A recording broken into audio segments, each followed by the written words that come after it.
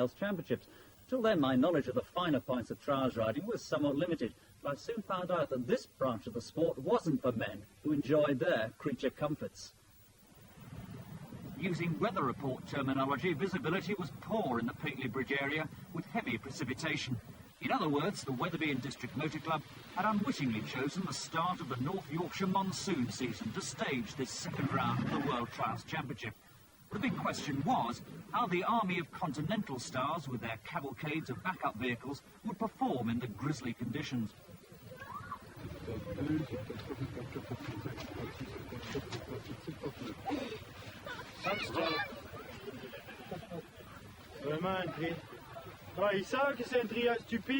Trials riding is unlike most other branches of motorsport.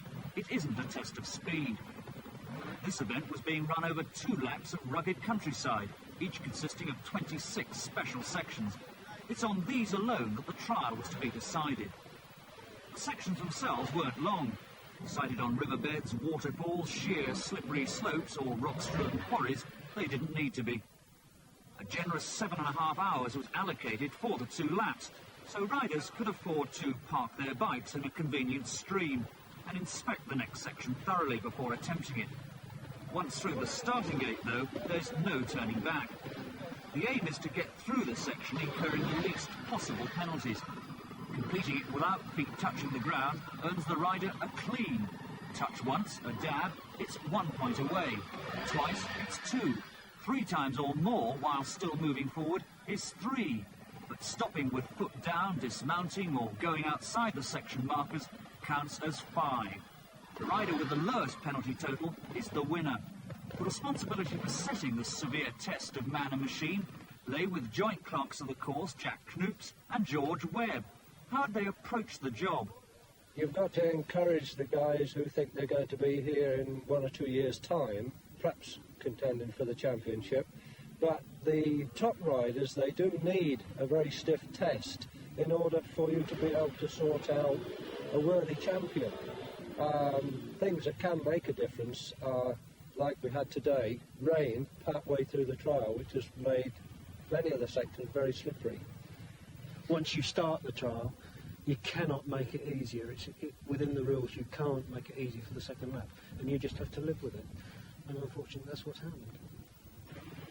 All British eyes were on 21-year-old Steve Saunders from Cheltenham. He's rated as our best hope of breaking the European stranglehold on the world trial scene. Third in last year's championship, Saunders, riding a 250cc Rothmans Honda, thrives on courses like this. Even the best, though, can occasionally come to grief. You've just got to pick yourself up and carry on.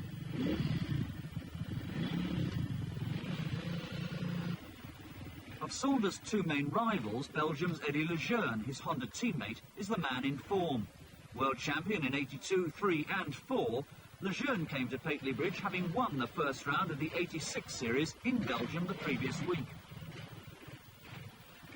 Reigning world champion Thierry Michaud, though, came here as the favourite. Once again astride an Italian-made 301 Fantic, the 22-year-old Frenchman dominated last year, winning an incredible 9 out of 12 rounds and finishing second in the other 3. Even this trio of stars were finding the going tough. Others found it impossible.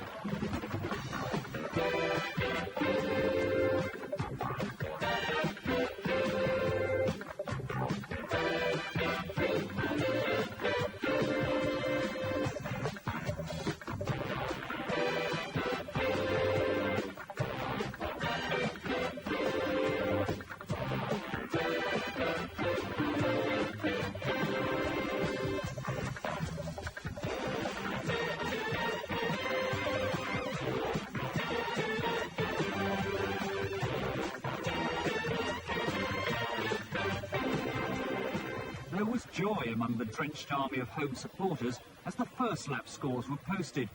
Steve Saunders was in the lead by 3 points from Thierry Michaud, with Eddy Lejeune a further 7 points adrift. Surely the Belgian was out of it. Saunders had incurred an average of just 2.5 penalties per section, an amazing performance in the conditions. But with the eagle-eyed team of officials ready to mark down every slip, he was still taking every precaution the second time round.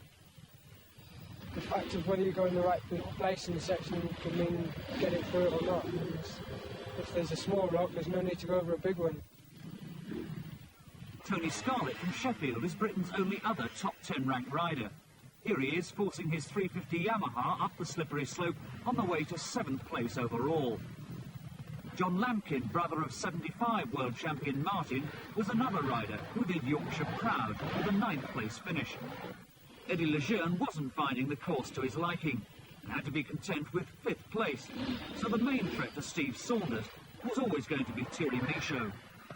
The Frenchman showed his class on the rock-strewn section 24, aptly named Tricky Jack.